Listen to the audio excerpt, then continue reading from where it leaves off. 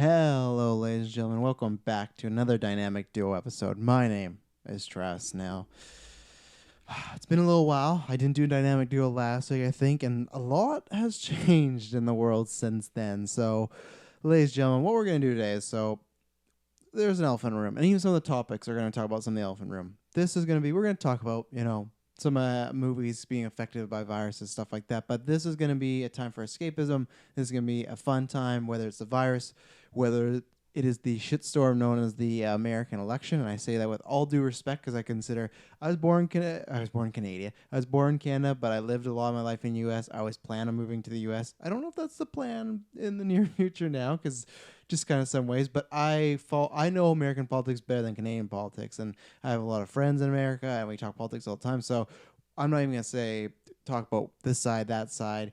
Same thing with viruses. People saying it's the worst thing in the world, and quarantine yourself in a little room, or go out and live life and work at the gym, then run outside to a movie theater, roll around it. Who knows? And that's the other thing. I didn't review any of the movies this week because I stayed in. I was chilling with family. Last week I was busy, and then also our theater. Same thing you probably had in America, where it's like, oh, limited show times are varied, and it's like cutting off by 50%. It's like I just didn't want to deal with it, and it's movies that I apologize. We said we might try to do Bloodshot or The Hunt. I might try to see those eventually, and maybe at the end of the year get them.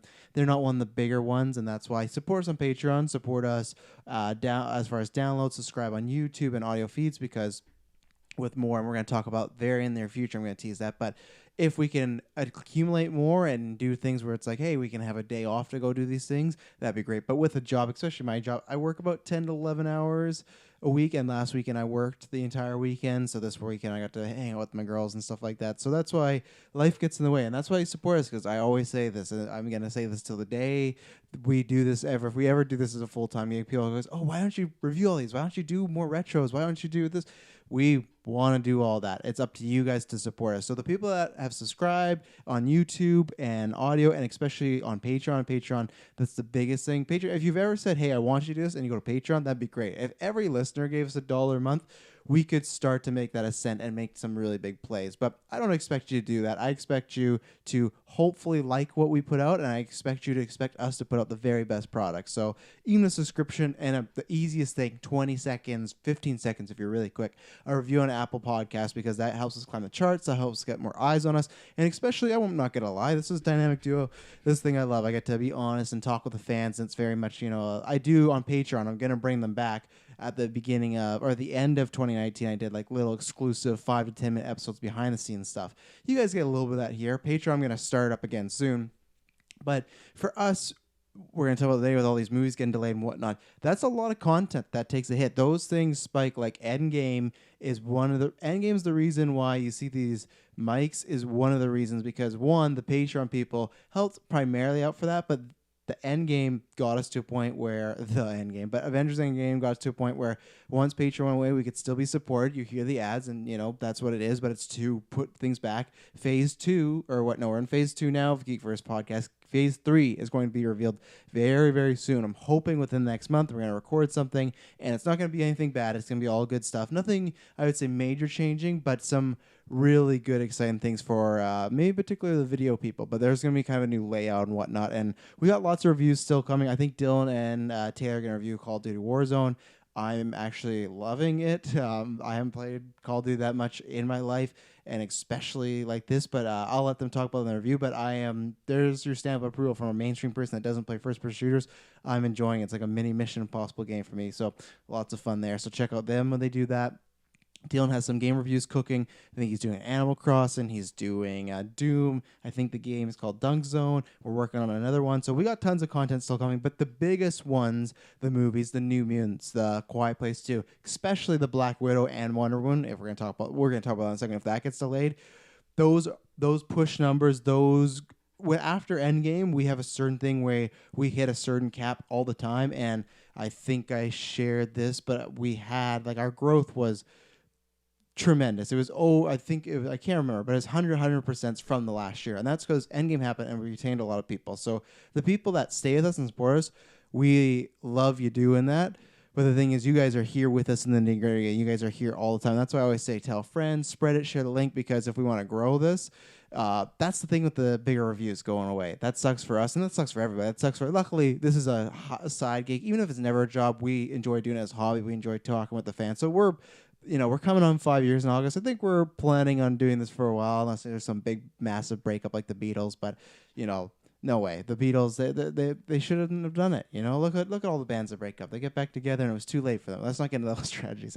I'm going on a tangent, but the point is, we don't need like that. We're not, oh my God, we need the help. We're just, if we want to grow this, and we're going to talk about this, phase 3 is come up. We want to get to phase 4. We want to, and we'll reveal what those plans are. But that has a lot of support from you guys and potentially new people. So this year, it could be a little tougher. And as far as our content, stuff like that, we're going to be pumping out still newscasts. We're going to pump out reviews for video games, stuff like that. If it gets to a point where there is just no news, and that's what I mean, we're going to talk about these viruses, but after, as far as talking about, the extremes of left or right or anything like that, we're just going to have some fun and talk about some movies. And that's what the rest of the podcast and the rest of the weeks and months going around. We may talk about, of course, if another movie gets delayed or something like that, but we want this to be a place where we can come in and have some fun. We've always said, and you fans have always described it as a place where you can sit down with your friends and have a good time. It just feels like you're chilling with them.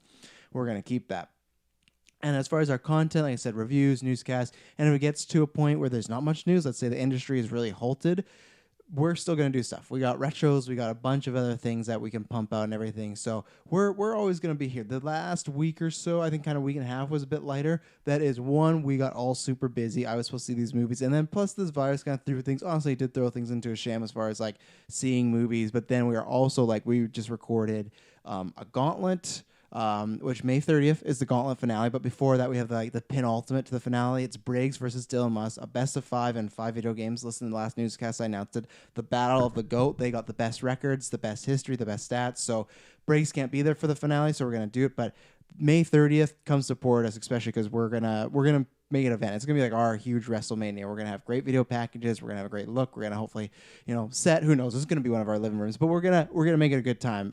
I'm going up against Jessica. The person I've done everything in the Gauntlet. I haven't beat her. I gotta beat her. You got Dylan Musk versus Kirklin Patzer. He's the sports title champion. Dylan Musk is the main title champion. Title versus title. Oh boy! And then there's gonna be a 3-way for the tag team titles, but I haven't told them yet. They're gonna be really mad, but I'm the chairman, so suck it. So if you're listening to that, Taylor Kirklin, there's your exclusive. We got lots of stuff coming. GeekVerse isn't going anywhere. So thank you for that. If you like what we do, that's it. That's the episode. No, I'm joking. If you like what we do or what I'm doing, anything like that, please rate, subscribe, review, everything like that on Apple Podcasts. A written review with your name is the one we need, and a 5-star. If not, just subscribe. Go to our social media, Twitter, Facebook, and then we have our website. Taylor worked really hard on that, so we got lots of stuff. That's where you go. Website, Twitter, Facebook, that's where you follow everything. But those are a few dates. For sure, mark down May 30th, because we're going to do a good time. Hopefully, unless it's, I don't know, if there's a house fire. That's not a great time, right? So let's talk about some geek news. Let's talk about I guess some comic news, a little bit this, a little bit that. So where to start? Let's start with the MCU. And let's talk about, because I was just talking about, obviously, the coronavirus. And I've so many times I've called it the coronary virus. So I've screwed up many times. Like I said, we're not going to talk about the official things like that. All I'll say is just be safe, take precautions. Look at actual news and stats, be educated. Don't just take the word of a Twitter headline or something that's trending. Just educate yourself and be safe. And if a person that you do want to quarantine yourself and you feel nervous about going out doing things, do that. If I know work's tough, but take care of yourself first. And that goes for everybody. So be safe out there. We're wishing you all the best. So obviously, this impacts us as a podcast because I was talking about all these movies delayed, right? So we had like Mulan, we had that movie Antlers I'm pretty excited for. We had what was coming out this week, A Quiet Place, which Taylor was bummed out about because he bought his tickets. Classic Taylor. He goes, are they going to give me refunds? No, they're going to keep your money until the end of time. No, of course they're going to give you refunds. And the biggest one definitely was Mulan, but the biggest thing is, so I think I may have said Black Widow, and if I did, I apologize because it hasn't been delayed yet, but so Canada has, all the theater chains are very different as far as how they're handling this. I'm sure if you have a phone, you got hundreds of emails from companies being like, this is how we're handling the virus. So with America, big chains like AMC, and there was another one I can't remember, excuse me, because I'm seeing just Landmark and Cineplex here, but they do it here too. They had this whole thing where it's like there's less limited showtimes or more limited showtimes. Not a big abundance, but they're not showing as much, I believe. I think that was in there. But the one I know for sure was um, they're doing like a portion seating. They had some like hot turn, like they had some like catchphrase for it, some eye grab. Like, oh, that's what this is, like contained seating or contained scheduling. And it's in a way where it's like if you see on the video version, they're like me, and there's this empty chair as always. So it's kind of like that, and I think like another empty chair, and then someone could sit there. So it's a big spacing, right? And I think they said, I guess it bugged me who the other chain is, and I could look it up, but I try not to. April 30th is the date, or around that is when this is going to either be cut off or it's going to be continuing. And clearly, if you're the big movie, Black Widow is the biggest movie of the year so far. Mulan's big, Birds of Prey didn't end up being as big as we thought, Invisible Man being a nice little sleeper hit, but Black Widow is like, it's the first MCU film of the Phase 4. It's the first film really after Endgame, because like Spider-Man was there, and I get that, but that was a Sony call that happened in July, and it was like an epilogue, but it still felt like it was like a part of Endgame. It did feel like an epilogue, right? It felt like, okay, this is the ending of that story. So this is a huge movie.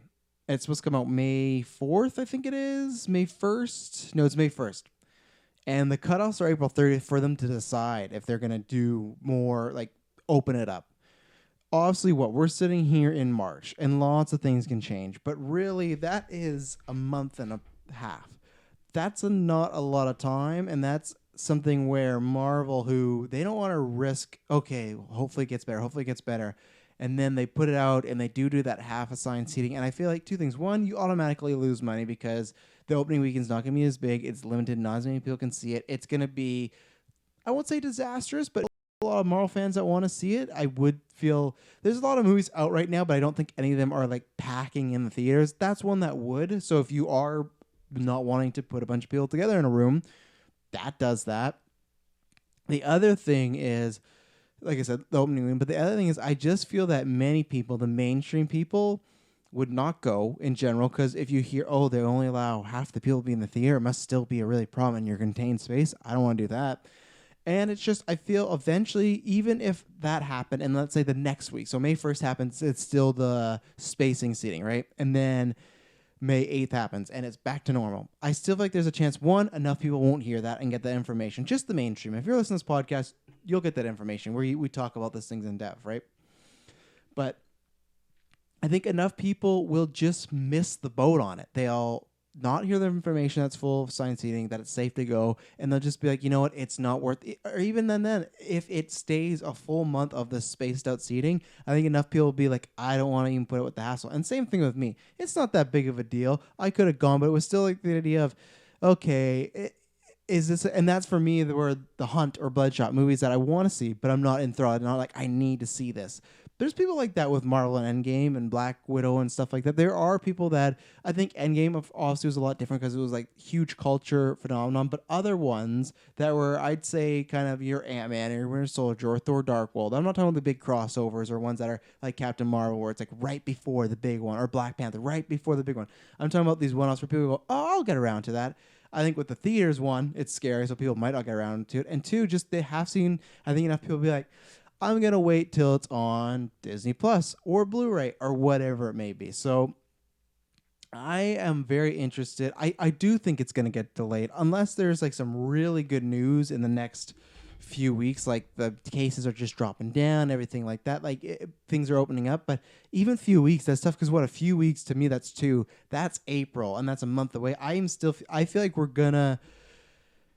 You could, I guess, still hear by the end of March. But if I had betting money, I think we're going to see how the rest of the week goes. And Fast 9's now and got delayed a whole year. Crazy. Very disappointing because I like that franchise a lot. And I was excited to see just the madness that movie is. So that sucks, but I understand, especially from financial. All their money is foreign. So you want to have those open up. And I think they want to have a big, robust weekend and whatnot. And same thing. That's the thing that worries me with like Mulan, New Mutants, Antlers, not so much. They don't even have dates. So it's like, okay, we're going to put it, like, even if they went, okay, we're going to now put Black Widow at May 24th. And now Mulan's May 1st, kind of like what they did with Infinity War and Solo, right? If they did that, I would go, okay, maybe, like it wouldn't get pushed back too far, or they kind of have an idea. The fact that they don't have an idea about those other people or the other movies is a scary thing. And I do, if I was a betting man, I think Black Widow will get delayed. I think we'll hear about it this week. I think they just want to have a big opening, and yeah, and they don't want to open it like, oh, in one country here but not there. They want to do their attack plan, right? They want to be Marvel, they want to make the money, they want to make this huge. And it's unfortunate because I think no matter what, it's going to get hurt a little bit because I think this virus for a while is not just going to completely go away, right? So there's always going to be some people that go, I don't want to go to the theaters right now. So that sucks. It's so funny. I was talking about this with Taylor. Like, think about The Hunt a few months ago. And this is why I want to see it. But think about The Hunt and all the controversy that was around it, right? It was all over the place. It was nuts. And it was like, oh, man, you can't put this movie out, or it's left versus right, blah, blah, blah. It sure had a good time to come out as far as not getting talked about at all, because it came out. You had a few people like, oh, it's this, that, but it got bogged down by all this news, and now no one cares about The Hunt. And that's a movie I think that really got hurt by this. Not by even the like slash, like you can only see half a theater, or maybe limited showtimes. Yeah, it's a movie that you want to be a hot topic. You want to be, especially in the middle of the political climate in America. That was the prime time, one of the prime slots to release this movie, but it got engulfed by this terrible news, right? So we can see that even a little movie can get affected by this. A big movie will. So for me, I go, okay, I think it's going to get delayed. It's tough because we don't know. Everything's so uncertain, right? This is all new, and I think that's why a lot of people are panicking. It's a new thing going on, and I understand that. So I feel like Milan and New Mutants would come out before Black Widow, and I feel like maybe, let's say, things are safe in June-ish, maybe, but even then, who knows? Because if they delay it from May, that would be maybe an idea that, okay, stuff's still going to be happening in May that could be potentially harmful to people. So if May's off the board, my question is, what happens to the entire MCU? And at the end of the day, it's a first world problem, but that's what we're here. We're here to talk about this geek, nerdy shit we love, right? These first world problems. Take your mind off stuff. Let's have some fun. Let's say this is the biggest issue in the world. What happens in the MCU? So let's say it goes in June.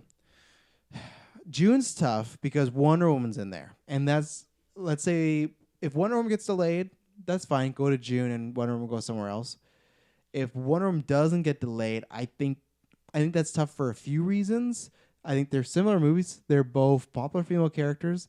They're both kind of sequel spin-offs in a way, and they're both prequels about these characters. And for me, I think Wonder Woman would have the gigantic edge in that situation. Now, I could be wrong because Birds of Prey didn't do as well, and Wonder Woman, massive film, did really well, had lots of legs, but it didn't hit the Captain Marvel heights. Obviously, someone's going to throw, that was before Infinity War. Yeah, of course it was. I don't know if I expect Captain Marvel 2 to do as well as that, but I think they're going to really stack up Captain Marvel 2 to make us have to see it. Not that it's a bad thing, but I just feel like there are a lot of people that were down on that movie. And I'm not talking about the trolls and idiots. A lot of people that just went, it wasn't for me, or I didn't love it like other MCU movies. So I think they're going to stack that. But if you put them out same month, it could be all right. It'd be different if it was the only movies that month, but there's going to be other ones. I just feel they are very similar, where it could just get to a point where people go, I want to just pick one, and I like this one more, I like this one more. Maybe I'm wrong. Maybe Black Widow takes it because that MCU hype, right? But I just feel like even if Wonder Woman doesn't beat them, it hurts them, and they hurt each other if it's pretty close, same month. So let's say if Wonder Woman doesn't move, you have one. I guess you could do Black Widow in July and it'd be okay. Hopefully, because all the other MCU shows have halted right now, like WandaVision, Loki, Falcon Winter Soldier. July would be the last kind of stake to put in the ground. So I think if everything's going good, and hopefully the planet and everyone's happy and safe in a few months, and we don't got to worry about this, and this was a thing of the past, and we go, oh man, we really bought a lot of toilet paper for no reasons. If you do that, July, I think, is enough leading time to Falcon and Winter Soldier, because I do think Thunderbolt Ross is in Black Widow, and then there's rumors that Thunderbolt Ross is going to be maybe appearing in Falcon Winter Soldier, kind of some tie-in, because there's also stuff we'll talk about in a bit that he might tie into the Hulk show. So Thunderbolt Ross making a big comeback. I think they want it to be one in May because that's like a big, that's their slot. They've been, Avengers, Infinity War, Endgame, things like that. That's been their big, this is our stand, like number one issue. This is top of the line MCU this year, coming out in May, April. Kicks off the year, other than Fast sometimes. So I obviously they wanted that, but I still think they did want enough time between that and Falcon Winter Soldier for maybe enough people to see it to set something up. If that's not the case, then it's fine. Then it doesn't really matter. But I just feel like they are going to have some good, juicy end credit stuff. And July, it's a little bit tougher to make people to see it and then see that show. But at the end of the day, the show only releases once a week. So if, let's say, the first episode, there's something that ties into Black Widow, and you got to wait a week, people might go be like, I didn't see Black Widow. I'm going to go back and check that out now. So I do think July, I think if it hits July, it's fine. If it goes past that, everything shifts. And let's just play, I don't think it will go past that, but let's play that game. Let's say, can't put it on July. These theaters still sliced. People are worried about going to public groups and whatnot. What do you do? If it goes in August, that's Falcon Winter Soldier. You're eating your own competition. It is streaming, but still, and even then, what if it goes past that? What if my idea is like, in the worst case scenario, what if it goes past into the new year or end of the new year? What's going to be the case where is Bond or Tenet or Wonder Woman, are those going to be all like coming out the same month?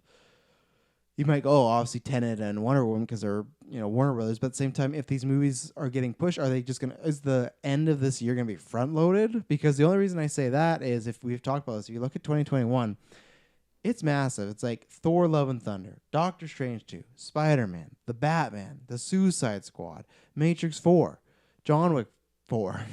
There's like a bunch of things coming on 2021. Ones I haven't even named. I think the other Mission Impossibles, right? So 2021 is a stacked year already. You look at the calendar, almost like every week there's like a massive movie coming. You don't want to go there unless you're like the big dick swinging like a Wonder Woman or a Black Widow. And even then, you still don't want to go there because it's so busy. And with Feige in this, you can see he loves to plan. We know that. We've seen the entire MCU, the slates. That would throw everything into a kerfuffle.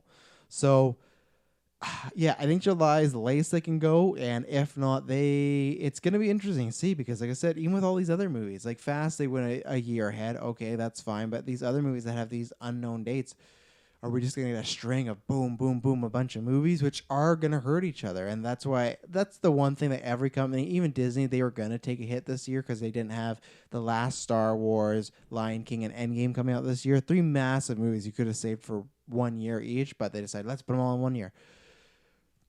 If you put this in for a lot of stockholders and whatnot, go, oh, it's a lower year, but it's because we had to, we had to change a lot of things. They kind of got it out there. So, funny how that works out. But yeah, let me know. What do you think? Do you think the delay, 1, do you think it's going to get delayed? 2, what do you think it's going to get delayed to? Poor New Mutants.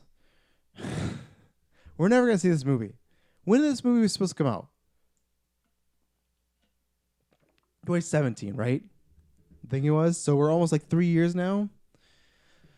Oh boy, it's just cursed. It's cursed. Maybe we should just bury it and put it 6 feet under and never look at it again because apparently it is cursing our movies and the Disney and the Century. What is it now? It's not Century Fox. 20th Century. Is it just 20th Century now? What they called it, but. Yeah, I just want to see that movie. I really wanted to, in the Selfish First World Problems, see New Mutants and Black Widow, and then the rest of the movies I could kind of be good to miss. Birds of Prey and Tenet were the 2 that I need to see. Tenet I can still kind of wait for a bit because I'm so excited to see a new Nolan movie, but it is, and since we've been off the podcast, I guess we talked about Bond, yeah, but Nolan is cream of the crop, but it's not, it's a standalone. I can be like, okay, and I still am not researching too much into it because I don't want to get spoiled or anything, so yeah, interesting times. Now here's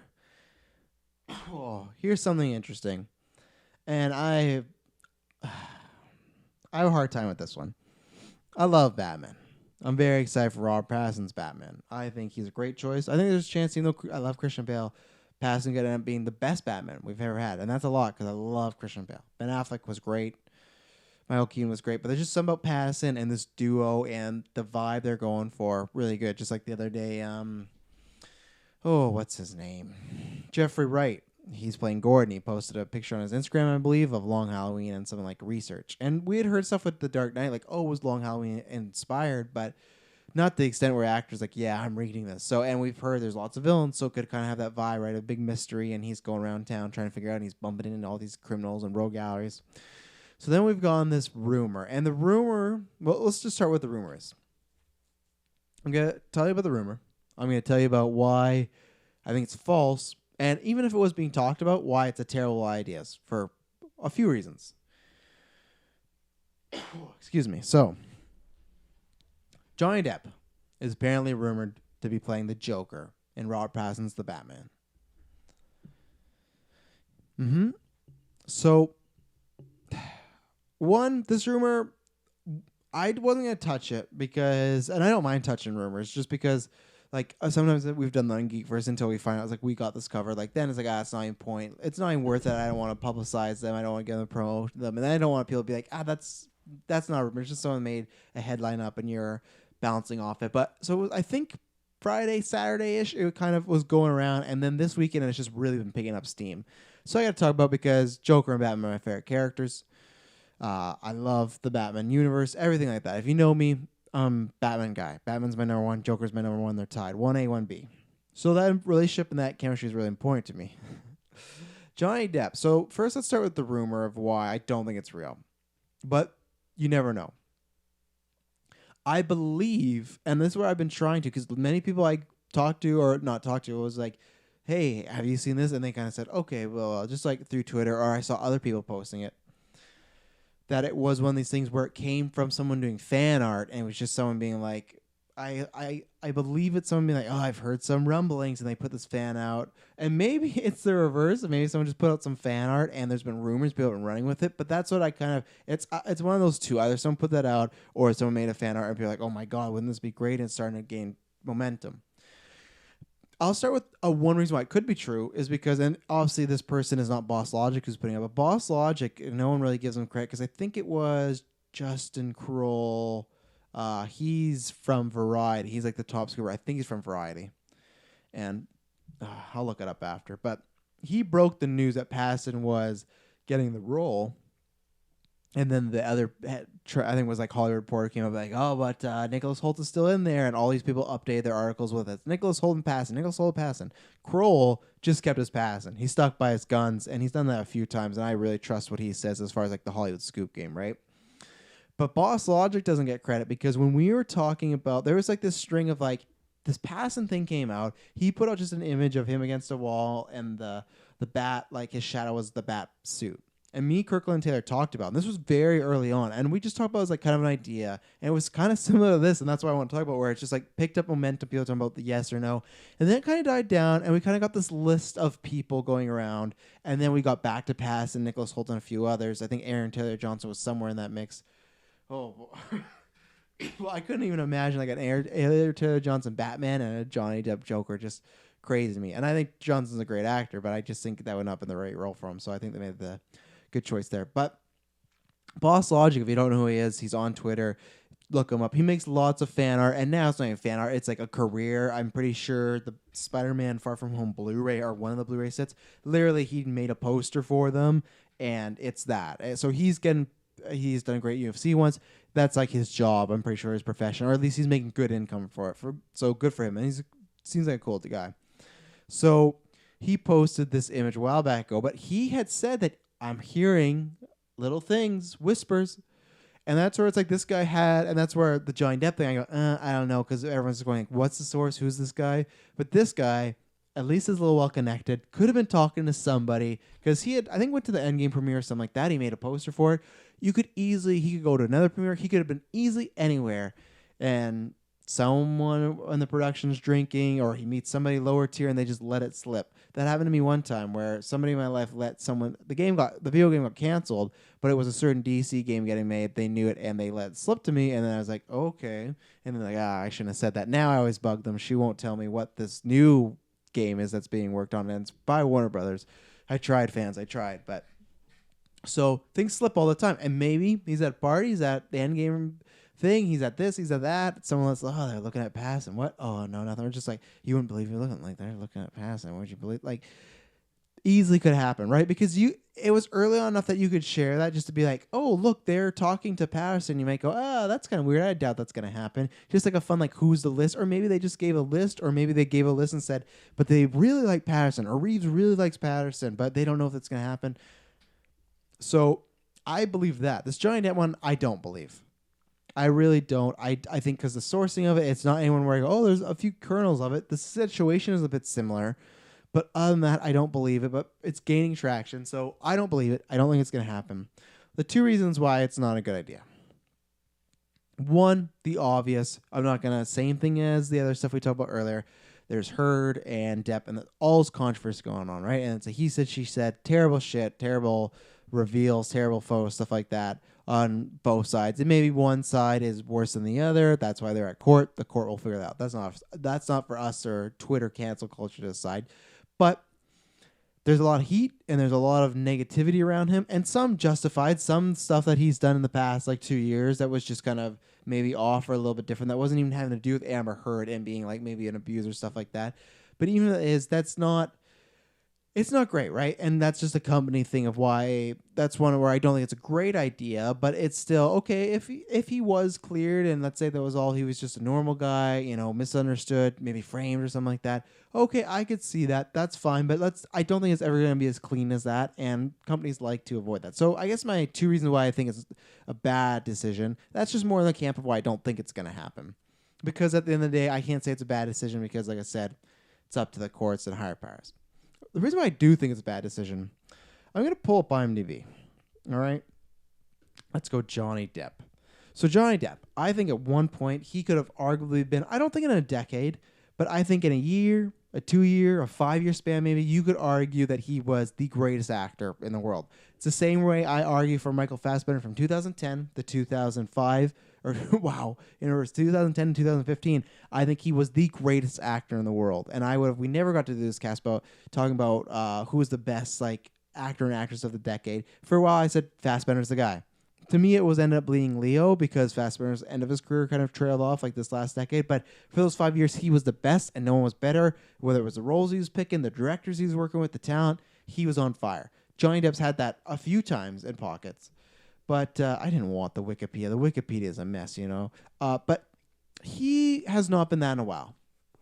I think he's had one great performance in a long time. Jack Sparrow, and that's not the one I'm talking about, but Jack Sparrow obviously is a big, iconic role, right? But even that, he ended up becoming like a caricature of himself. I'm watching Pirates of the Caribbean right now because I put them up there with The Mummy as like, and maybe like, I'm trying to think what else, but just like fun, kind of like, well-made B-level movies. I won't call Pirates of the Caribbean B-level, but it could have been. But it's just like I'm watching. It's like the acting's good, and there's fun twists and turns, and there's good character interactions and chemistry, and the choreography over the fights is great. But even that role, it didn't feel like Johnny Depp. Check out our review from years ago. I hated the last Pirates of the Caribbean movie, and I just felt like he was phoning it in, or he was playing a version of Jack Sparrow that to me didn't fit and wasn't well done in any certain way. So I'm trying to see when spoilers. Black Mass came out in 2015. And before Black Mass, and this is my opinion, before Black Mass, oh boy, you got to go down a long time. I could say I'm a big fan of Public Enemies, but I don't think it's an amazing performance, but I like the movie, good Michael Mann movie. I would have to say it would have to be, like, you got Corpse Bride. It would have to be like one of those Pirates of the Caribbean movies, probably on World's End. I defend both those sequels. Those are damn good movies. Are they flawless? Are they as good as the first one? No. But the fact that people like kind of put them on solo tier, no, man, those are ballsy movies. Those like some of those, that third one, the way Endgame was super long and got weird, At World's End did that before. Does everything work in it? No, but they deserve more credit. But so At World's End for me, and then you got like Lone Ranger in there. You got Dark Shadows. You got you got M.O.D.O.K. You got a bunch of bad stuff, and then you got Black Mass, 2015, and then after that, just a bunch of nothing. And then he did recently, which I was not a fan of, was Fantastic Beasts.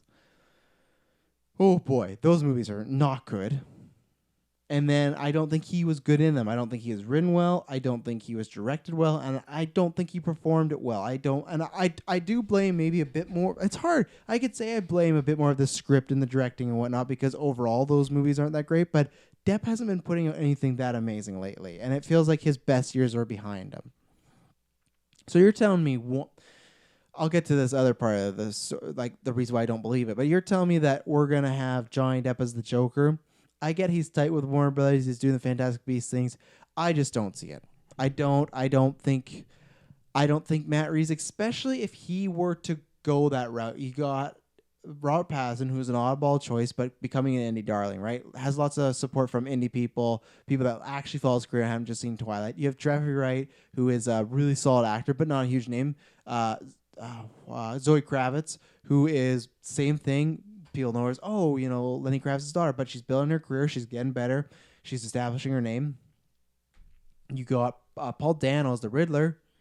People don't know who Paul Dano is. My mom doesn't know who Paul Dano is. My dad, who loves There Will Be Blood, probably couldn't know Paul Dano. I could say, the priest guy from There Will Be Blood, but if I said Paul Dano, he's not gonna know. And then you have like Peter Skarsgård, and then you got like Colin Farrell, who Colin Farrell is like legitimately the biggest one. Andy Serkis is the Gollum guy to mainstream people. They still know his face hasn't been around enough, right? This feels like an independent Batman movie, which I love, and I love all the stuff we've been seeing, the photos, everything. Go back on our cast. We talked about the suit and the mobile, everything about that. I love everything we see. Johnny Depp does not fit that. It is the piece of the puzzle that would not fit into that slot. It would be jammed in there. It would stand out like a sore thumb. It would feel like the old school Kilmer and Clooney ones where it's like, let's just get a big star to play this. And I just don't think he has it in him. I was going to say 10 years ago, maybe. Maybe, yeah, he could have 10 years ago. Because even I could say, okay, maybe 5 years. But I think Black Mass was one off. I think Black Mass he's great. And he's scary and he's driven in that movie. And he's not just playing like a really kooky, like he's going for it in that movie. And I thought he got the right balance of being realistic and scary. Maybe like a tad over the top, but he was very reserved. So I like that. So, but even then I wouldn't hand it to him. I think 10, 15 years ago, sure. But I just don't see it. Obviously, it's different timelines, but I just say, hey, if it's an older Joker, just go with Joaquin.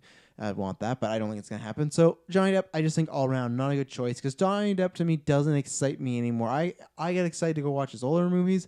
Him being in a movie now, I need to see him go on a string of really good performances before I be able to hand him the keys to the Joker. Because even Jared Leto coming off, he had some good performance going on, and then even coming off an Oscar, I was like, okay, this makes sense. He was not my choice. I don't even know if he's in my top 25 or 50. I think there's many actors out there great, and it ended up not being a good performance. But I did say, hey, at the lead up, I don't like this look, I don't like the direction, but I think he will be a good.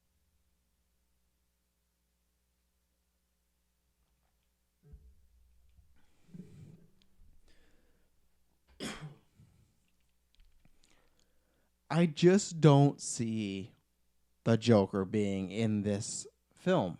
So, and I don't want the Joker in this film. I don't want, like, which should I go? I don't see him being in this film because we got Joaquin Phoenix's Joker going on. That's taking all the heat. They didn't even bring Jared Leto back for Birds of Prey. That's taking all the heat from the Joker. Everyone cares about that. Joaquin may be done as a Joker, and I get it. I just feel I could say very soon, but I just feel like that would be very soon because what was Suicide Squad came out in 2016, Joker came out in 2019, so then 2019 that'd be 2021. So it'd be 2 years, so a year less than Suicide Squad to Joker. But even then, the reason I kind of give that a pass because Jared Leto was in Squad Solo. He was a lot of the marketing, but once you saw the movie, it didn't feel like you're really watching a big time Joker performance, right? Love it or hate it, whatever you think.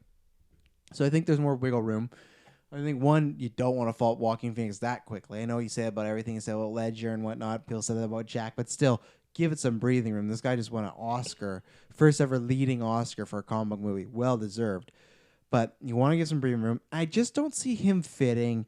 Even with Long Halloween, his story is fun. And if I made a Long Halloween movie, I'd love to put that in there. But I think you got to do that with an established Joker who it's like, oh, you fought against him, and this is just like a fun 15 to 20 minute segment of the film, like a Pulp Fiction style of Joker on Christmas. You could have a good old time. Maybe add Harley in there, whatever you want to do. I don't see him fit in this, and I don't want him. I think that I want to see the Riddler and Catwoman really fleshed out. I think Catwoman was fleshed out in Batman Returns. It was a different take, but I quite enjoyed it, other than maybe the Resurrection. But I think Michelle Pfeiffer gave a phenomenal, pitch-perfect performance that I honestly don't think Zoe Kravitz will top, but I'd love to see them try, so I want to put them in there. And Penguin, okay, maybe he's in there as a villain. There's some other rumors like Harvey Dent or other politicians, whatever that may be. But for me, Riddler, I really want to get a showcase. Yeah, we saw him with Jim Carrey, and I agree that some people going, I wish we had more newer villains that we hadn't seen before, like a Black Mask. So I get that. but I think Riddler has not been done justice. Kind of like Doctor Doom in the Fantastic Four. We need a good representation of Doctor Doom. We need a good representation of Riddler, because Frank Gorshin's a much better Riddler than Jim Carrey. Jim Carrey's just a guy in a green suit. He's just almost playing the Joker. So is what's his name? Tommy Lee Jones in that movie. I really want to see that done right.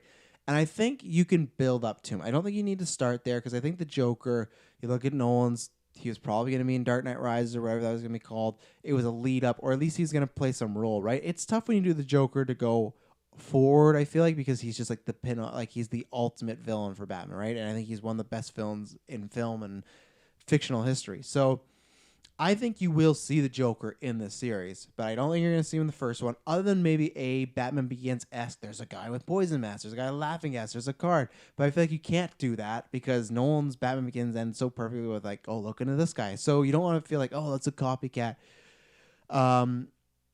And two, I just feel that there's other things we can focus on. Let's meet the new Batman. Let's meet these new Gotham. Let's meet the new Commissioner Gordon and Alfred and those relationships.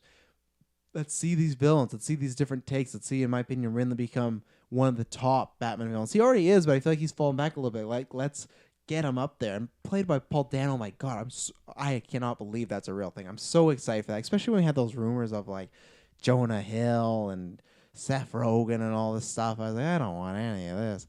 So, very excited that I'm very excited for the Batman, but I would be very not excited for this movie if Joker is played by Johnny Depp. If Joker's in the first movie, fine, whatever. But I don't think he will be. I don't want him to be. I think he could be the third one. Maybe he is the second villain. I guarantee you, everyone will disagree with me. But I feel like somebody, as a comic book writer or a director or a film writer, whatever it is, if you're a massive fan of Batman and if you want to produce Batman, I feel like everybody has a Batman and Joker story in their head. I do. I have one that I would love to create and put on screen or put on comic somewhere. I have that. I think there is, of course, there's somebody that I don't really care about Joker, or it's been done enough, but I feel like so many people do that. We're like, oh, I want to do other things, but then slowly creeps to their mind and go, yeah, but I do want to get to Joker. Like, I want to take a crack at that, and I want to take a crack at like what my version of Joker is going to be, and I want to take a crack at like what his suit's going to be and his laugh. And like, I think with a Joker, he's just such a ball of clay of a character you can mold to be anything.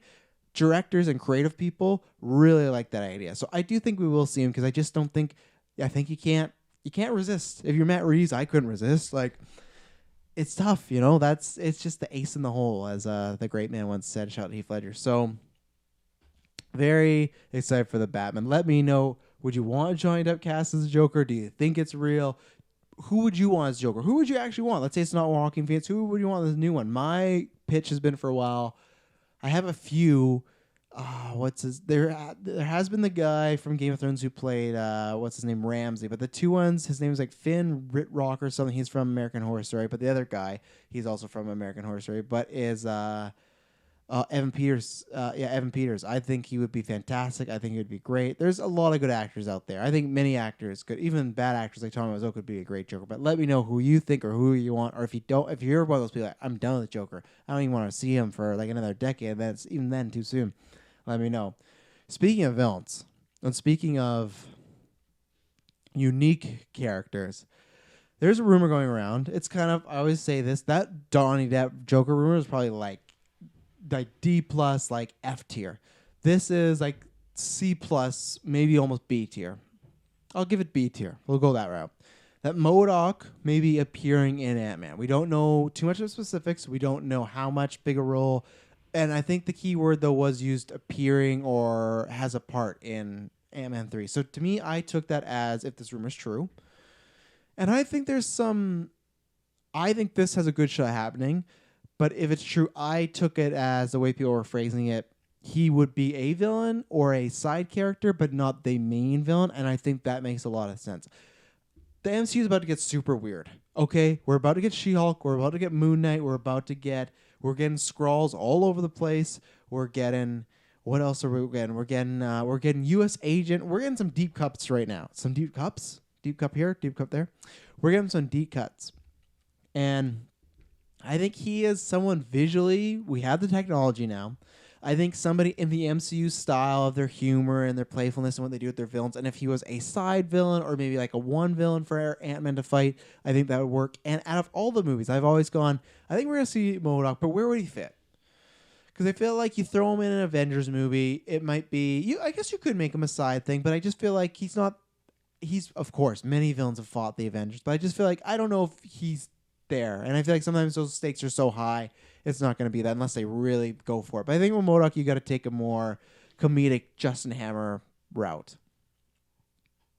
So you're not going to see him in a Captain America, I don't think, because it's a bit too serious. Thor doesn't really fit in Iron Man. I'm just going off MCU movies. But even other ones, like Thor's still around. Doctor Strange, no. Black Panther, no. I don't want to see if they're tackling like serious race issues. All of a sudden he's fighting this big guy. If you don't know who M.O.D.O.K is, search it up. He's a big computer. He's a floating chair computer, and his whole face is it. And his face is large, and his whole face is his body. And he has little arms, and Taylor loves his little legs, and they're kicking around. The biggest thing is, I think Ant-Man 3 is the perfect spot to put him because they're already talking about AIM, I believe, in the last movie and talking about just like some clients and whatnot. So they're kind of doing some like really techie stuff so you could figure out and do this whole story about this human robot man floating guy in Ant-Man 3. And you know why? Because it's 2 words, ladies and gentlemen. 2 words that sell this. That make this the perfect place to put M.O.D.O.K. I'll make it 3. Paul fucking Rudd. Paul Rudd can sell this better than I think any of the other MCU actors were. Because in Ant-Man, he's always like, he calls out the thing. It's lampshading, right? If there is, let's say I'm filming a movie and there was like, I was being very obvious about a character's motivations, or something was happening where something was really cliche happening, but in the movie I called it out and I said, oh, well, this is happening because of this. Lampshading, so it's like you're calling out the problem to make it seem like, oh, this is meant to happen. Like, this is not a cliche. We're doing this on purpose. So it like gives a pass like, oh, see that they're being tongue in cheek. Even though it's a generic plot or a generic storyline, they know it is. So we get the pass. He does that in the movie as like a character, not in a way where I'm saying where it hurts the movie. He does that in a way where it's like, we can't do this. Like, oh, we're doing this because, well, this is the best route. Or we kind of have to, like, we robbed this bank because, yeah, it was a bad choice, but you know what? We think it was a good one because at the end of the day, we don't mind if the cops catch us. You know, we want, like, I'm giving some terrible examples here, but that's what he does, right? He's always questioning things. He's always making things seem completely out of the realm of possibility possible. And even Ant-Man, the very first one we got in the MCU, it was still newer, and it's about getting and shrinking that whole world. He sold it with the science, and you could see like Scott, Michael Douglas talking about this is M.O.D.O.K, and this is what he does, and him selling M.O.D.O.K and his face. Just imagine Paul Rudd's face when he sees M.O.D.O.K. Oh boy! So I think it's true. I think it's gonna happen. I'm so thrilled because yeah, he can't be a main hero or a main villain, but that's what I love about the MCU is I wish in the DC when they were doing those, someone made a good suggestion in Justice League when Batman takes down that robber. Someone's like, why isn't that just Clock King or some random villain where it's just like, let's just have a guy who's never gonna. Why couldn't it be Scarface with the puppet, right? The ventriloquist. Why, like, just make it somebody that you're never gonna see a ventriloquist movie, but put him in the movie. Have that's really fun, and that's what I think this could be. Who could play him? I got no idea because they're doing all those other Hulu Marvel shows got canceled except for that Patton Oswalt M.O.D.O.K one. Patton Oswalt was kind of perfect, and everyone had kind of thrown out Peter Dinklage before, but he's in the MCU. Obviously, there's other actors that have been playing different roles in the MCU, but still, I always like to go with the comic virgin route. I don't know what you go. I don't know if you get a very serious actor that would, seeing them in that position would make it funny. Kind of like when Anthony Hopkins was, playing like Loki being Odin. I enjoyed that. I didn't enjoy the storyline, what happened, but I liked his little quirks and him acting like Tom Hiddleston. So do you get a serious actor to kind of cheese it up a little bit? Or do you go on for a full comedian, someone that's just going to chew the scenery? Like somebody like Al Pacino in Devil's Advocate. You know what?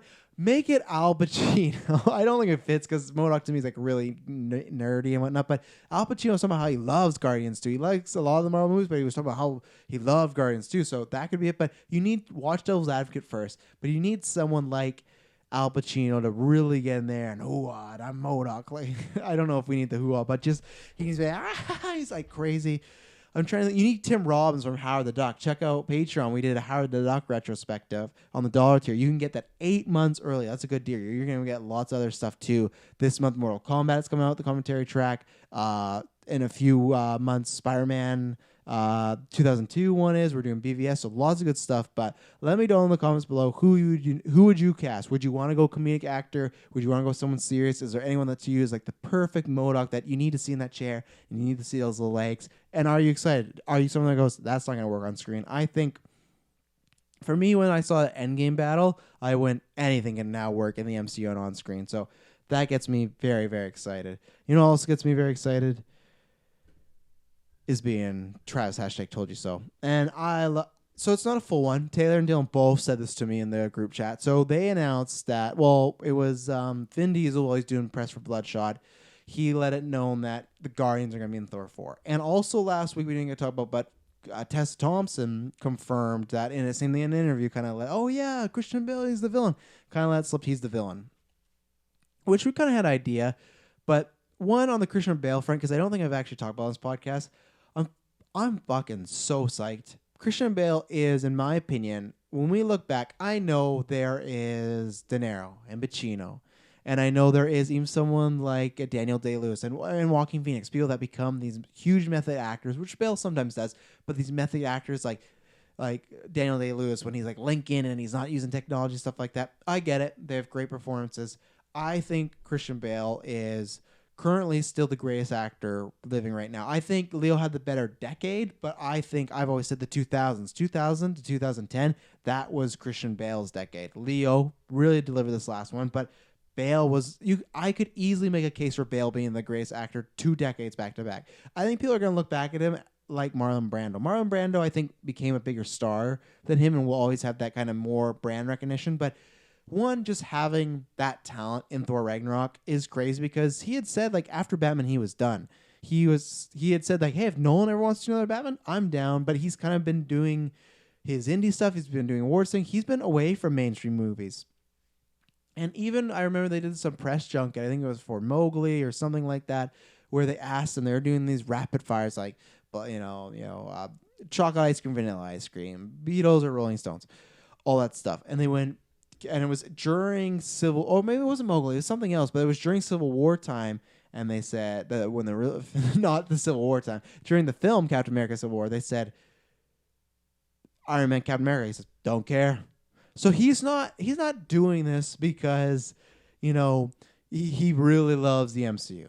He's not doing this to me because of his kids, because I think he had kids when Batman was coming out, and those are a bit more mature, so maybe that could be the case, but I think they're older, so I don't think it's in the case, because lots of stars go out and say, hey, like, I didn't need to be in, like, Ice Age 3, but my kids really, like, I am just doing hardcore sex scenes in other movies. I want to do something my kids could watch, right? So that, and I 100% get that, and plus you get a good paycheck out of it, right? So I don't think it's that. It has to be Taika. And which excites me because Jojo Rabbit was phenomenal. Go watch it. His best film yet. And I trust him so much after that. Because to me, I've always said sometimes his humor, it takes precedent over the story or sometimes the characters. I think Thor Ragnarok, is the funniest MCU movie. But I think if you look at it as a whole, it does hurt some of the scenes in there. Check out our review. So, but Taika Jojo to me was the perfect balance of that right Taika-ness, but the right characters and story and seriousness. It was the perfect balance. This sounds bad because he's just starting to make movies. I don't know if he's going to make a movie as good as Jojo Rabbit ever again because it is just so damn good. I wouldn't change anything about it. So, has to be Taika. And I just want to know what is this character. And I've also seen some people be like, oh, Bale wouldn't do this if it wasn't something big. Bale, this is going to be our next Josh Brolin. He is going to be our next Loki. He's going to be the guy that's going to be the next Avengers villain. I could be completely wrong, and I've been wrong many times. But I got a good track record with some of this geek stuff. That's where the #ToldYouSo happened. Birds of Prey, egg on my face. I got it right with the quality. I said it was going to be DC's Guardians. I think it is that. It didn't break out the way I thought, so you know what? It happens. With Christian Bale, I don't see... Another #ToldYou. When we did the predictions for Spider-Man Far From Home, I said Gyllenhaal's dying. If you haven't seen Far From Home yet, yell at me in the comments. Sorry. I watched it again today. I liked it less, so that's not great. And I didn't even like it tons the first time. I like it. It's a good movie, but I found myself tuning out a few times. But I knew Jake Gyllenhaal. There was some people even speculate when that movie was happening, like, hey, he had a couple bombs, he did it for some money. I don't necessarily think that, but it was like, you need to get yourself back out there. And actors do that, right? Where it's like you've had a couple misses, maybe some movies that didn't hit, didn't get reviewed well. Go out there, go do something foolproof. Before that used to be like a big like blockbuster action movie or a sci-fi movie. It's MCU. If you want something to revive your career, go talk to Kevin Feige if you're a great actor. If Jake Gyllenhaal, whether they approached him or vice versa, they're not going to turn on Jake Gyllenhaal. You get him, and he's great in Far From Home. But I knew the type of actor he was. To me, this is a one and done. With Bale, I feel the exact same way. I don't think he is going to want a franchise. I don't think he wants to be the next Thanos. I also don't think he wants to play a CGI mocap or motion performance character. Maybe there's some elements. He could be a voice like Bradley Cooper, but I just don't see what he would do the point other than maybe, and hey, maybe this is just like, hey, you do a lot of indie movies, do a lot of war movies, you're making good money. I think Bale is probably very well paid, but let's say he wants to get another extra nice house or mansion. Hey, this Kevin Feige guy who's produced all these movies, he wants to talk to you. Sure, I'll be the fucking voice of Beta Ray Bill, you know? That you could pitch me on if like, okay, someone's mocapping the character, but he's doing the voice for the next, like he's doing the voice for Galactus. He's doing the voice for Silver Surfer. Okay, you could pitch me on that, but to play a guy like that, no, I don't think so. I don't think Bale's gonna be there with all the dots and doing all this stuff for years and years, and that's fine. I don't have any problems with actors that do or don't. That's up to them. But Bale, I don't think he's gonna be the next big bad. I think he's a one and done. He comes in, he gives Thor some problems, he changes Thor's life a little bit, gives him, like same way Hell took an eye, like leaves a scar on him, and then they move on about their day. So Bale is not going to be the next Thanos. He's going to come in, he's going to die or be written off. I prefer the written off because you never know. What if Bale loves it? He's like, I'd love to come back. Like, oh, you want to be in Thor 5, be a villain? Sure, let's do it. Don't kill off your villains. But I digress. Probably is going to happen that way. Now, the Travis, I told you so, was the same with Thor and the Guardians. I always said with Comic-Con when they announced Thor Love and Thunder first, and there was obviously the James Gunn shit and all this, everything that happened. Even the Endgame review, you can go back, our 4.5 hour biggest review of all time. For the GeekVerse, not in the world. If you look at that review, I said, I'm very surprised they're doing this because James Gunn he's back, and I just feel like they must have told him way in advance because I feel like he wouldn't want this forced on him. To me, it's forced on him because remember when he tweeted out a long time ago, if you're on Twitter, he like, this is my heart and soul, or all my blood or guts is in this script. I just felt like you look at Guardians 1 and Guardians 2, I feel like up until maybe Civil War, Infinity War, those were the most personal, like heart-filled Marvel movies we had. They're really about characters and family and getting to know each other and love and hate in that line and just finding your inner self as far as like we're a bunch of losers and stuff like that. Like it had those great themes and they hit them well. And people like Rocket are very important, James Gunn. I just felt that then and even like now, I don't think James Gunn wanted to be like, I want to complete my trilogy. I don't want to get Thor thrown in here. If we do a fourth one, sure, I'm down to do Asgard's Galaxy full time. Maybe. I don't know, James, obviously. But I just didn't think for the first one to close out the trilogy of these characters that feel very personal, connected to him, and the way he talks about them, it sounds very personal, that he puts a lot of himself in these scripts, and I think every director does, but I feel like every director probably has movies or scripts that are a bit more special to them. It could be all pomp and circumstances, but the way I hear him talk about Suicide Squad is not the same way I hear about him talk about Guardians. Suicide Squad he says he's had the easiest way of filming this and the funnest time ever. So that's why to me, I think, oh, that's going to be a balls-all great time. But with Guardians, he always talks about like a really deep level. Could be pandering, sure, but whatever. I always said I don't think Thor will be in Guardians of the Galaxy 3. They will be in Thor. And now Vin Diesel said that's the case. They're going to be in that. And I did throw hashtag Travis totally still in chat because I love doing that. I love boost my ego, and I got a good track record for the most part. But they did point out, well, this doesn't rule out Guardians 3. It doesn't, but I think it does. I think this way is they're going to be together. The opening movie is going to be them in space. They're on a mission, and he hears about there's a new Thor on Earth. There's a new Thor on a different planet, and it's Jane Foster, and blah, blah, blah. That whole deal, they're going to split off and go do their own thing. And they're looking for Gamora, and that's a perfect way to set up. We're going to go look for Gamora. You go back to Earth. Perfect way to set up Guardians 3 in that story. And maybe at the end he pops in. Maybe he has a cameo in that. But I meant in the way that Thor is not going to be a member of the Guardians of the Galaxy. He is not going to be an Asgardian of the Galaxy. He's not going to be on the full-time roster for now. I think James Gunn wants to finish out that story. So I'm very excited that the Guardians are in there. I think that's going to be great. I think Taika has the right enough humor that he's going to hit it out of the park. But I also think he's close with James Gunn because remember when they asked him, like, would you do Guardians 3? And he's like, that's James' film. I wouldn't touch it. I think he would bring Gunn on set and be like, hey, would this work? Does this humor work? Does this work? What's going on? So I love everything about it. Thor Love and Thunder was already exciting for me, but it's getting more and more climbing. It was not in my, I think it was maybe top 4 or 5, but now it's like top 2 for most excited. I still am a little bummed that Taika is playing fast and loose, and he should, but fast and loose every time they ask him about the Jane Foster cancer storyline. And just because we had seen, or just because people have seen Jojo Rabbit, to me, show he can cover serious stuff so well, but be comedic with it. I really want him to do that. And that's why her being Jane, or Jane being Thor, could have some fun appeal, and there could be some fun back and forth. Like, but that storyline doesn't interest me if it's just her being like Thor, the mighty Thor, because she was worthy, and it's like a fun, oh, her and Hemsworth are going to have these quips together. Okay, I'm sure it'll be fun, but I want the cancer storyline. I want, like, that is some deep stuff. That is like every time you turn, I'm Travis Snail, and I have cancer, and I'm doing chemo, and there is a bus of children on fire. I need to go save them. But if I turn into Thor, all that chemo I put in me, all that stuff healing me, it gets flushed away from my body, and I got to go over there. So it's kind of like you're living your life without getting any chemo treatment, any cancer treatment, if you want to be Thor, or at least it's taking most of it down, right? I think maybe if you had it in, you slept, it worked. But if you're in that day, you gotta read the comic. It's a good one.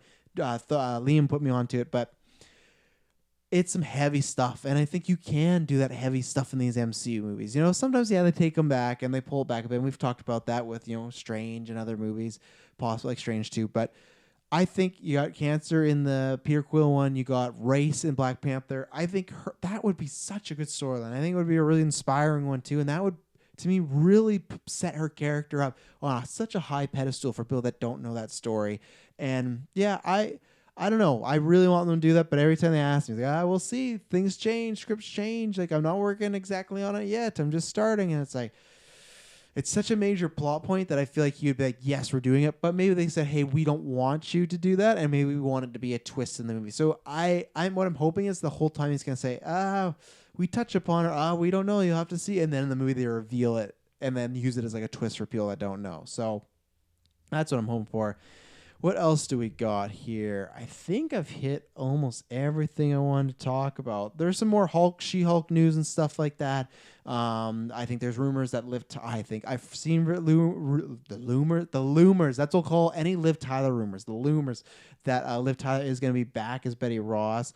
Mark Ruffalo apparently was in talks, but multiple, like I'd say like C+ C-level scoopers were reporting that he's done. Like he's like in final negotiations or he's locked. Makes sense to me. I never understood people being like, oh, that's it of Hulk. What? Like that to me was the reason they made him Smart Hulk, was one, for a different like taste, but two, you can have him be the guy in the chair. You can have him be around. I don't think Mark Ruffalo's getting paid Downey money. I think he loves being in these movies. And then if you ever want to bring him back and be Badass Hulk or do anything, you could do that. If you want to do Wolverine versus Hulk, you could do that. So it's like, I never bought like, oh, this is a way to write him off. His arm's in a sling.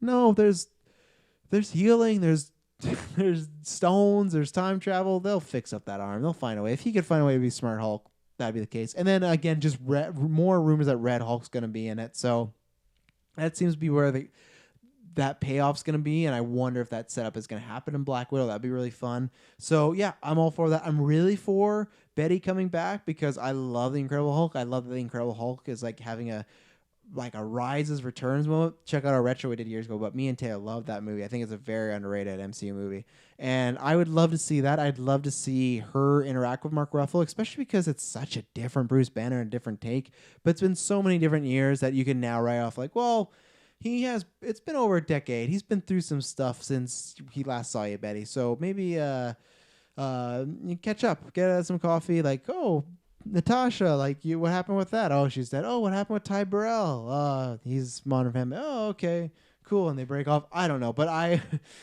want that back. I like connective tissue, and I would like it that they make, especially if they're doing She-Hulk, make Incredible Hulk really canon, and it is canon, but like refer back to it. I get there's a different actor in it, but stuff happens. And then the only thing I wanted to show too is just, this was just like a very quick thing, was they check out Taylor's Invisible Man review. I loved that movie. I can't wait to see it again. But Universal and Blumhouse are teaming together to do a Dracula movie. I don't know her name, so shoot me in the head. But I guess I got two things I wanted to slide in there. I'm probably gonna ask Taylor about this next week. But the quick one was the Ready or Not directors are making Scream 5. That's great. I've not seen Ready or Not, but I'll see it now. Big fan of Samara Weaving. I think she's gonna be a big star in the future. Taylor loved that movie, so I'm excited for that news. But other horror news, that Universal and Blumhouse, after the success of Universal's The Invisible Man, that they're doing a Dracula movie, and they're doing it with, I'm gonna find out her name. I gotta give her a shout out, because what you need to go do is you need to go watch this movie, The Invitation. It's Logan, funny enough, talking about The Invisible Man and that kind of 5 degrees of Kevin Bacon's sort of deal. Why did I put in The Marshal? Because I was typing The Invitation, but because I was talking about Logan Marshall, I put in The Marshal. The Invitation. So this is a movie that came out in 2015. There was another big one she did. Not Mass, but like for, I think, indies or whatnot. What did she do? Let's get the director. But anyways, she is doing Karen Kusama. She is doing Dracula. It sounds like it's gonna be similar, like low budget sort of feel. The Invitation is great. She did Iron Flux. Wow, that's quite a movie. Let's see, The Destroyer. That was a good one. I thought there was something else. Did she write something? I don't know. There was something other than... Jennifer's Body. That was the other one. I enjoyed it. Nothing means, but I knew she just had a big one. But The Invitation, great movie. Great, very slow burn horror movie. It's a movie you might put on. It's awkward. It's intense. You might put on and be like 45 minutes in. It's not really dragging. It's one you got to stay to the end. It takes some nice twists and turns. It gets very intense. I'm talking about, and I want to check on Netflix if it's on right now. And I got to go watch it, because it is one that I'd heard people...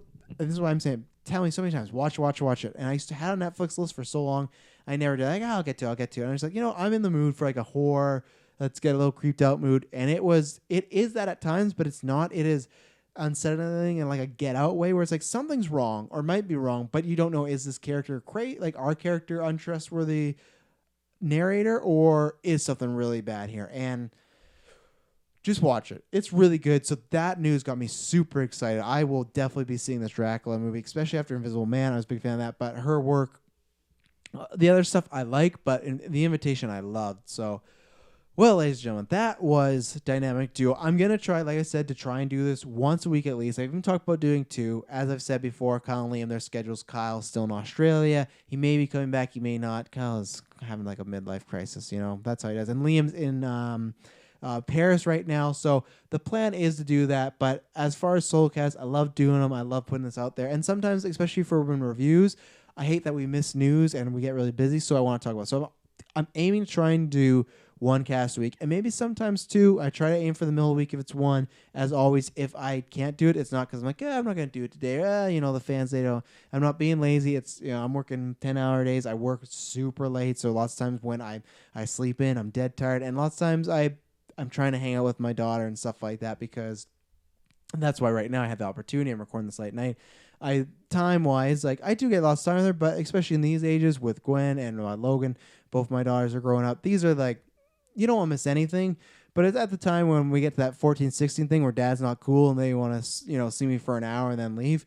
That's when I'll do like a big podcast, like everyday dynamic duo. But right now, that's the best thing I can say as far as like I'm always trying to produce content, and that's why support us on Patreon and grow this channel, because we could do that more. But that's wise, because I try to delegate my time between them, between my fiance. I guess I haven't announced that on cast, but working out, things like that, friends, family, sleep.